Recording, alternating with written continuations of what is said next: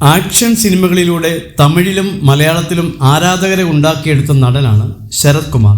1997 റിലീസായ സൂര്യവംശം എന്ന ചിത്രത്തിലൂടെ തമിഴ് സിനിമാ ലോകത്ത് ജനപ്രിയ താരമായി മാറി. ഇടയ്ക്ക് സിനിമയിൽ നിന്ന് ബ്രേക്ക് എടുത്ത് രാഷ്ട്രീയത്തിലേക്ക് ഇറങ്ങുകയും 2007 MLA ആവുകയും ചെയ്തു.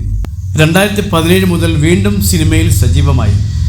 2023 മണിരത്നത്തിൻ്റെ ബ്രഹ്മാണ്ഡ ചിത്രം പൊന്നിയിൻ സെൽവനിൽ പഴുവേട്ടരയർ എന്ന ശക്തമായ കഥാപാത്രത്തെയും പോർ തൊഴിൽ എന്ന സിനിമയിലെ പോലീസ് വേഷവും ശ്രദ്ധേയമായിരുന്നു.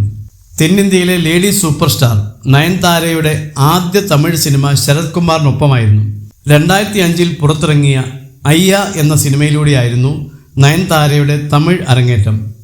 ഷൂട്ടിൻ്റെ സമയത്തുണ്ടായ ഓർമ്മകൾ ബിഹൈൻഡ് വുഡ്സിന് നൽകിയ അഭിമുഖത്തിൽ പങ്കുവച്ചു. നയൻതാരയുടെ ആദ്യ സിനിമ താങ്കളുടെ ഒപ്പമായിരുന്നല്ലോ, അതിൻ്റെ ഓർമ്മകൾ എങ്ങനെയായിരുന്നു എന്ന ചോദ്യത്തിന് താരത്തിൻ്റെ മറുപടി ഇങ്ങനെയായിരുന്നു: അയ്യ എന്ന സിനിമയിൽ അഭിനയിക്കുമ്പോൾ നയൻതാര ഇത്രയും വലിയ നടിയാവുമെന്നോ ലേഡി സൂപ്പർ സ്റ്റാറായി മാറുമെന്നോ ഞാൻ കരുതിയില്ല. നമ്മുടെ കൂടെ അഭിനയിച്ചവർ നല്ല നിലയിൽ എത്തുന്നത് സന്തോഷം നൽകുന്ന കാര്യമാണ്. അയ്യ സിനിമയുടെ ഷൂട്ടിംഗ് തെങ്കാശിയിൽ നടക്കുന്ന സമയം നയൻതാര ആദ്യമായി സെറ്റിൽ എത്തുന്ന ദിവസമാണ്.